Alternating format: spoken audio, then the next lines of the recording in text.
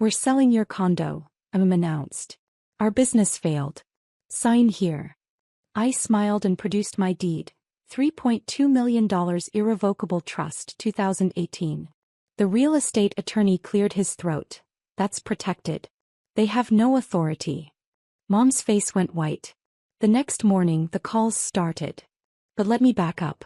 Because the story of how my parents tried to sell property they didn't own starts years before that Sunday brunch meeting. It starts with a pattern I'd watched my entire life. I'm Maya Chen, 34, and I've been the family disappointment for as long as I can remember. My older brother Kevin graduated Yale Law. Partner at a major firm by 32. My younger sister Ashley married a surgeon and lives in a house that gets featured in home design magazines. Then there's me. The one who never quite figured it out. I went to state school. Studied finance, which my parents thought was pedestrian. I worked in corporate banking for 3 years, which they called middle management mediocrity. When I left to start my own financial consulting practice at 27, Dad actually laughed. Consulting, he said, making air quotes. That's what people call unemployment when they're too proud to admit they failed. My parents owned Chen and Associates, a marketing firm they'd built over 30 years. It was successful once. They loved reminding me of the glory days. The big clients. The downtown office. The respect they commanded. By the time I was in my 20s, that glory was fading. But they refused to acknowledge it. Pride is a hell of a drug. Family dinners were performance reviews I never passed. Kevin would discuss his latest case victory. Ashley would show photos of her remodeled kitchen. I would mention a new client and Dad would change the subject. How's the job hunt going? Mom would ask as if my business didn't exist.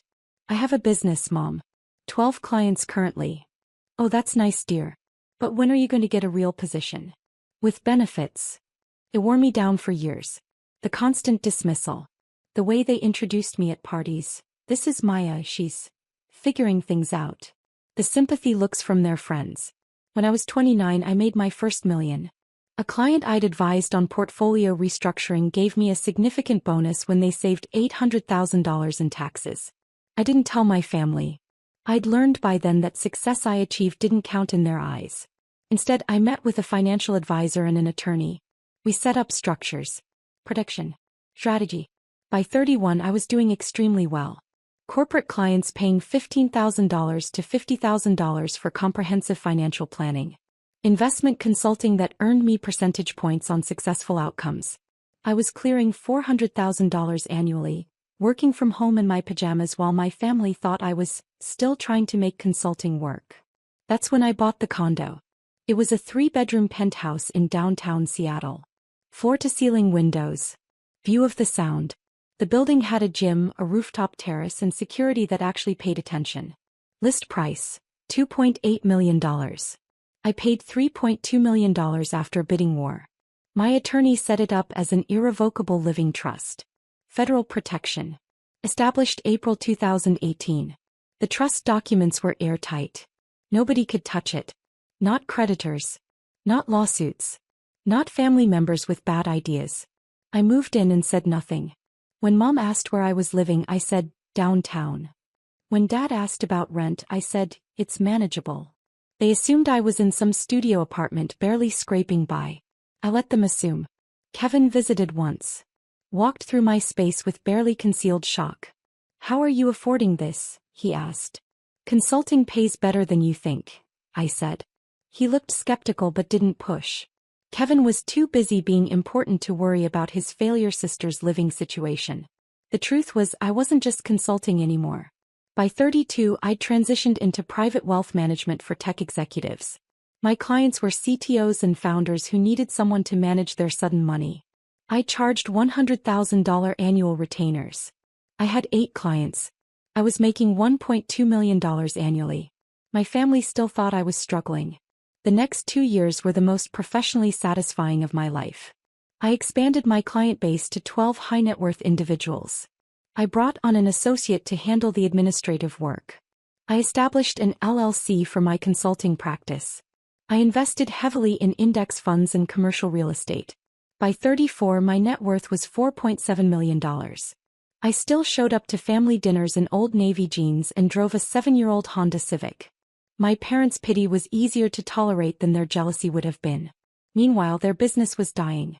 Chen and Associates was bleeding clients. The marketing world had moved digital and my parents refused to adapt. Dad called social media a fad for teenagers. Mom thought email campaigns were impersonal. They were hemorrhaging money but maintaining appearances. Expensive office lease they couldn't afford. Country club membership they couldn't justify. Lifestyle their revenue no longer supported. I watched it happen from the outside. Offered help once. If you need financial advice, I could look at your books, I said at Christmas dinner year 33. Dad's face turned red. When I need business advice from someone who works in their pajamas, I'll let you know. Kevin laughed. Ashley changed the subject. I stopped offering. By summer of this year, I heard through Kevin that they'd taken out a second mortgage on their house. Then a business line of credit. Then loans from friends. The debt was crushing them. I felt bad. Genuinely. These were my parents. But every time I considered helping, I remembered every dismissive comment. Every introduction where they couldn't muster pride. Every time my success was invisible because it didn't fit their definition. I wasn't hiding my success. I was watching. Waiting. Testing. Would they ever ask? Would they ever acknowledge I might actually know what I was doing? They never did. The brunch invitation came via group text. Mom, family meeting Sunday 11 a.m. Important. Everyone must attend. Kevin responded immediately, I'll be there. Ashley, wouldn't miss it. Should I bring anything? I replied, see you then. No pleasantries. No explanation. Just the command to appear. I arrived at their house Sunday morning. The same house I'd grown up in, now showing signs of deferred maintenance. The lawn needed work. Paint was peeling on the shutters. Inside, Kevin and Ashley were already at the dining table. A man in a suit sat with them. Late 50s, silver hair, expensive briefcase. Screamed attorney. Maya, you're late, Mom said, though I was exactly on time. Traffic was light, I said, taking a seat. Dad cleared his throat. We've called you here to discuss a family matter. A solution to a temporary business setback. Temporary. Of course. The attorney introduced himself as Richard Vance, real estate attorney. He had papers spread across the table. Your parents' business has encountered cash flow challenges, Vance said carefully. They need to liquidate some assets to restructure their debt. Kevin nodded along like he'd already been briefed. Ashley looked concerned but supportive. We're selling the beach house, Dad said. And your condo. The room went silent. I blinked. I'm sorry, what? Your condo, Mom repeated. The one downtown. We're selling it. You're selling my home? Maya, don't be dramatic, Dad said. We're selling the condo that we've been helping you afford. It's a family asset. My heart rate didn't even spike. I was genuinely curious where this was going. You think you own my condo? We've been contributing to your rent for years, Mom said. We have records of every transfer. That was technically true. They'd sent me money periodically. Help with rent, they called it. Usually around holidays, usually $500 to $1,000. I'd deposited the checks and never corrected their assumption. The money was maybe 1% of my actual mortgage, which I'd paid off in 2021. The property will sell quickly, Vance said. Downtown Seattle market is strong. Estimate $2.90 to $3.10 million. After closing costs and our commission, the proceeds will clear your parents' debt completely. And where exactly am I supposed to live? I asked. Ashley reached across the table. Maya, we know this is hard. But family helps family. You can stay with us for a few months until you find something affordable. Something affordable. In their minds, I was about to be homeless and desperate. Kevin added, it's actually good timing for you. Downtown living is expensive. You'll save money in the suburbs. The suburbs. Like I was a college graduate moving back home. Dad slid papers across the table. We need your signature. Transfer of deed, listing agreement, authorization for sale. I looked at the documents. They'd actually prepared everything. Listed themselves as owners. My name appeared only as current resident. This is quite a lot to process, I said calmly. Maya, our business is at stake, Mom said, voice rising. The company your father and I built for 30 years. You can't be selfish right now. Selfish. That word hung in the air. Just sign the papers, Dad said. We'll handle everything else. I smiled. Actually smiled. Then I opened my purse and pulled out a folder I'd brought for exactly no reason except intuition. The trust documents. The deed. The title report. All of it. I slid my folder across the table, past their listing agreement and opened it to the first page. Before I sign anything, I said, I thought you might want to see this. Vance leaned forward. His eyes scanned the top document and his expression changed. Professional mask slipping into something like alarm. What is that? Dad demanded. The deed to my condo, I said. Want to read it? Mom snatched the paper. This doesn't make any sense. Says, Maya Chen Irrevocable Living Trust, established April 2018. Keep reading, I encouraged. Property value $3.2 million. Purchase price $3.2 million. Trust designation, Federal Protection under IRC 2036. Her voice trailed off. Vance had gone pale. He was flipping through the other documents now. The trust agreement. The title insurance policy. The closing statement from 6 years ago. I don't understand, Ashley said. Maya, did you buy it? In 2018, I confirmed. Paid cash. Well, certified check. Same thing. Kevin grabbed the documents from Mom. This is impossible. You couldn't have had this kind of money. You were 28. You were just starting out. I was doing quite well, actually. Doing well. Dad's voice cracked. Where did you get $3 million? I earned it. The silence was spectacular. Vance cleared his throat. Mr. and Mrs. Chen, I need to speak with you privately. No, Mom said sharply. She's lying. This is fake. She forged these documents to avoid helping us. I almost laughed. The trust is registered with King County. The deed is recorded. Call the county recorder's office. Call the title company. Here's their number. I slid my business card across the table. Not my consulting card. My personal card with my attorney's contact information. You want to verify? Be my guest. Vance was already packing his briefcase. I cannot proceed with this sale. The property is held in an irrevocable trust with federal protection. Your daughter is the sole trustee and beneficiary. You have no legal authority to sell, transfer, or encumber this property in any way. That's ridiculous, Dad sputtered. We've been helping her pay for it. Gifts, I said. Generous gifts which I appreciated. But you've given me maybe $30,000 total over 6 years. My mortgage was $12,800 monthly before I paid it off. Do the math. Kevin was doing the math. I could see it on his face. $12,800 a month that's over $150,000 a year just for the mortgage. Paid it off in 3 years, I added. Saved me about $340,000 in interest. Ashley looked like she might cry. Maya, how is this possible? Financial consulting, I said. Turns out it pays pretty well. The room erupted. You've been lying to us for years. Mom's voice hit a pitch that probably bothered the neighbor's dogs. I never lied, I said calmly. You assumed. I let you. Dad pointed a shaking finger at me. You let us think you were struggling. You took our money. You sent money without asking if I needed it. I accepted it graciously. There's a difference. Kevin stood up, pacing. This is insane. You bought a $3.2 million property at 28? That's what senior partners make. How? Client bonuses, consulting fees, investment returns. I'm good at what I do. But you never told us, Ashley said, wounded. We're your family. Would you have believed me? I asked. If I'd come to Christmas dinner at 28 and said, I just bought a $3.2 million condo, what would you have said? Silence. You would have accused me of lying then too. Or assumed I'd done something illegal. Or married someone rich. Because in your minds I'm the family failure. Nothing I achieve changes that narrative. Mom's hands were shaking. How dare you? After everything we've done for you. What exactly have you done for me? The question came out quieter than I intended. We raised you. We paid for your education. State school on scholarships.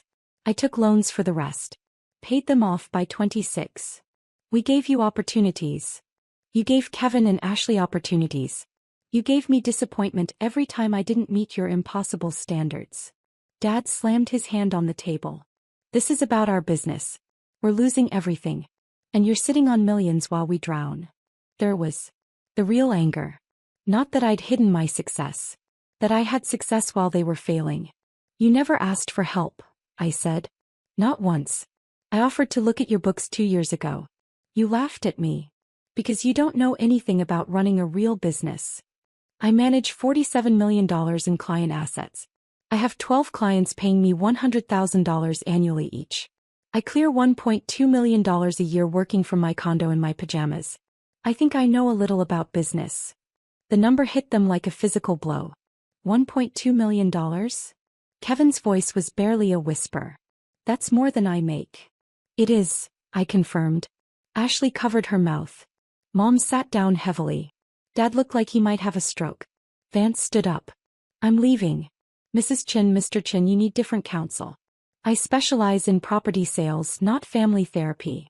Wait, Mom called after him. There has to be something. She owes us. We're her parents. Vance turned back, professional to the end. She owes you nothing. The property is legally hers. Has been for 6 years. My advice. Hire a financial consultant to help restructure your business debt. Perhaps your daughter would be willing to help. He gave me a slight nod and left. The sound of the door closing was deafening. You could still help us, Mom said finally. You have the money. I agreed. Then do it. We're your family. Let me ask you something, I said. If I help you now, will anything change? Will you stop introducing me as the daughter who's figuring things out? Will you acknowledge I'm successful? Will you respect what I do? Dad's jaw clenched. This isn't about respect.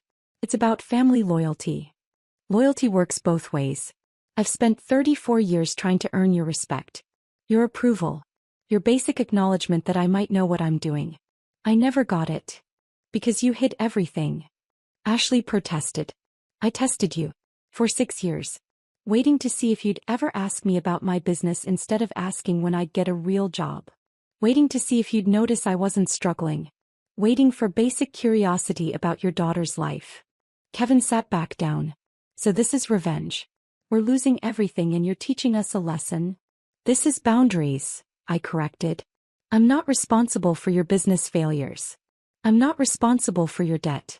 I'm not your retirement plan or your emergency fund. Mom started crying. Real tears. How can you be so cruel? Cruel was every dismissive comment. Every time you made me feel small. Every family dinner where my success was invisible. Every introduction where you couldn't find one positive thing to say about me. We were trying to motivate you. You were trying to feel superior, I said quietly. And now that you need something from me, suddenly I'm supposed to forget all of that? Dad's face was red. You're just like your grandmother. Calculating. Money obsessed. I'm financially responsible. There's a difference. You're letting your family fail. I'm letting you experience the consequences of your choices. Your refusal to adapt. Your pride. Your spending. None of that is my responsibility. Ashley tried again. Maya, please. Think about Mom and Dad losing the house. Losing the business. Can you really watch that happen? I took a breath. This was the moment. The choice point. I'm willing to help, I said. Relief flooded their faces. But not the way you want. The relief vanished. I'll hire a business consultant to assess whether Chin and Associates can be saved. If they recommend restructuring, I'll pay for that consultant's services. If they recommend bankruptcy, I'll help you through that process. I'll connect you with a financial advisor to create a realistic budget. I'll review any debt settlement offers. That's not help, Dad said bitterly. That's an audit. That's professional help. What you need. Not a blank check. We need money, Maya. Real help. Money won't fix a business model that doesn't work. It'll just delay the inevitable. Mom stood up abruptly. Get out. Excuse me. Get out of our house. If you won't help your family, you're not welcome here. Kevin and Ashley looked shocked but said nothing. I gathered my documents calmly. I'll send you the contact information for the business consultant. His name is Marcus Webb. He's excellent. He helped 3 companies restructure last year. All 3 are now profitable. We don't want your consultant. Dad yelled. Then you don't want help. You want rescue. Those aren't the same thing. I walked to the door. Turn back. When you're ready to have a real conversation about solutions instead of just demanding money, call me. Until then, I'll be in my $3.2 million condo that you don't own. I left. The call started at 6:47 a.m. the next morning. Mom, Maya, we need to talk. Call me immediately. Kevin, what you did yesterday was unbelievable. Call Mom. Ashley, please just help them. I know you're hurt, but they're desperate. I silenced my phone and went to work. By noon, I had 23 missed calls and 47 text messages. The messages got progressively more desperate. Mom, 8:15 a.m., the bank called. We need to make a payment by Wednesday. Kevin, 9:30 a.m., I talked to some colleagues. They said you're right about bankruptcy, but Mom won't hear it. Ashley, 10:45 a.m., Dad's blood pressure is through the roof. Please. Mom, 11:20 a.m., we can negotiate. You can set terms. Just please help us. I responded to one message. Kevin's. Me, Marcus Webb's number, 20655500147. He's expecting their call. I've already paid his consultation fee. Kevin, they won't call him. Me, then they don't want solutions. I returned to my client work. Portfolio review for a CTO who just received a $2 million stock grant. He needed tax strategy. This was what I was good at. This was what I'd built. My phone buzzed. Unknown number. Maya Chen. Miss Chen, this is Marcus Webb. I just received a call from your parents. My heart rate picked up. They called you. Your father did. Brief conversation. He wanted to know if you'd paid me to tell them to file bankruptcy. What did you say? That I haven't reviewed their books yet and wouldn't make recommendations without data. He hung up. Of course he did. Thank you for trying, I said. For what it's worth, your offer was generous. Most children wouldn't pay for professional help after being treated the way you described. They're still my parents. They're lucky you remember that. By Wednesday, the messages changed tone. Dad, the bank is starting foreclosure proceedings on the house. I hope you're happy. Not happy, said Ashley. But firm. I didn't respond. Thursday afternoon, Ashley showed up at my building. The doorman called up. There's an Ashley Chen here to see you. Send her up. He walked into my condo and just stared. Really looked at it for the first time. Maya, this is incredible. Thank you. I never really saw it before. I mean, I knew it was nice, but... You saw what you expected to see. What they told you to see. She sat on my designer couch. Probably $8,000. She didn't know that. They're going to lose everything, she said quietly. Probably. You really won't help? I offered help. They refused it. Money, Maya. They need money. How much? She blinked. What? How much do they need? Specific number. Dad said maybe $400,000 to clear the immediate debts and keep the business going another year. And next year. What? Next year, when that money's gone and nothing's changed, how much will they need then? Ashley didn't answer. That's why I won't write a check, I said. Because it's not a solution. It's a delay. And in 12 months, we'd have this exact conversation again, except I'd be $400,000 poorer and they'd resent me anyway. Why would they resent you? Because I'd have saved them. And every day after, they'd have to live with the fact that their failure daughter rescued them. That's a pill they'll never swallow. Ashley stared at her hands. You've thought about this a lot. For 6 years I've been waiting for them to see me. Really see me. Not the version they wanted. Not the disappointment. The actual person I became. They never did. Maybe because you hid it. I didn't hide it. I stopped trying to prove it. There's a difference. She stood to leave. For what it's worth, I'm sorry. About how they treated you. How we all treated you. Thank you. But I still think you should help them. I know you do. After she left, I pulled up my financial planning software. Ran scenarios. If I gave them $400,000, my net worth would drop from $4.7 million to $4.3 million. Still comfortable. Still secure. But it wouldn't fix anything. I'd learned from my clients that throwing money at structural problems never works. They'd come to me with failing investments, over-leveraged positions, businesses bleeding cash. The ones who survived weren't the ones who got rescued. They were the ones who faced reality and rebuilt. My parents needed to face reality. I wasn't going to rob them of that lesson. 6 weeks later, Kevin called. "They're filing Chapter 11, he said. "Business bankruptcy." "That's the right choice. They're losing the house too. Can't afford the mortgage. Where will they go?" Ashley and her husband offered their guest house. "It's small. But it's family." "Yeah." Silence on the line. "Maya, I owe you an apology. A real one. We all do." "Thank you. I looked into what you do. Read about your firm. You're really successful. Like legitimately. I didn't know. I tried to tell you. We didn't listen. We saw what we wanted to see. What we needed to see to feel superior. That admission meant more than money could." "How are they doing?" I asked. "Angry. Embarrassed. Mom won't leave Ashley's guest house. Dad's been applying for jobs. It's rough. It'll get better." "Will it?" "If they learn from it, yes." 2 months after that, I received a letter. Handwritten. From Mom. "Maya, I don't expect you to forgive me.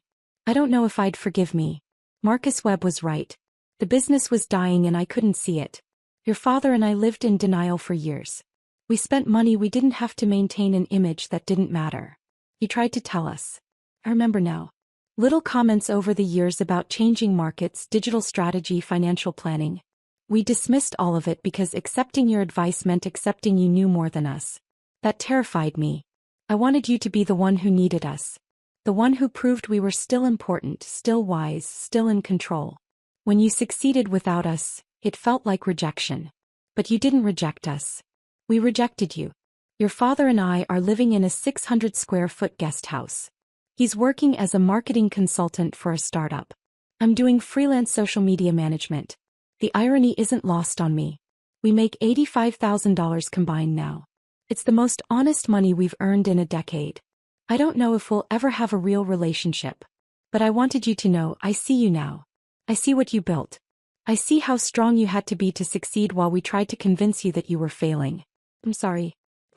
I read the letter 3 times. Then I called Marcus Webb. If they wanted to take business classes, community college, or online courses, would you recommend any? Several. Are you paying? Anonymously.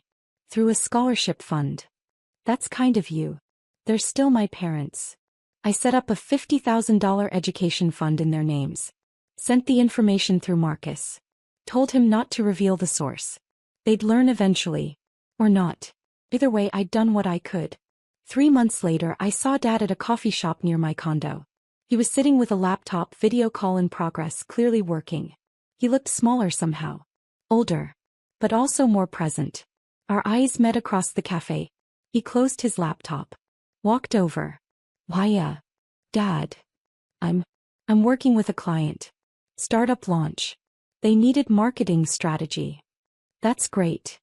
"It is actually. It's different than before. Honest work. Fair pay." We stood in awkward silence. "Your mother told you about the letter?" he asked. "She did. I should have written one too. I was ashamed." "I understand." "No, you don't. You're 34 and more successful than I ever was. You did it without help, without connections, without anyone believing in you. And I spent years trying to convince you that you were failing. You were protecting your ego. I was being cruel." I nodded. "Yes. You were." He flinched but didn't argue. "But you're learning now," I added. "That counts for something." "Does it count enough?" "I thought about that. Ask me in a year." He smiled sadly. "That's fair." He went back to his table. I got my coffee. As I left, I glanced back. He was working again. Focused. Engaged. Maybe he'd make it. Maybe they both would. But either way, I'd learned the most important lesson. I didn't need their approval to be successful. I didn't need their validation to know my worth. I'd built something real. Something mine. And that $3.2 million condo? Every time I walked through the door, it reminded me, I was never the family failure. I was the one who succeeded despite them. That's a different thing entirely.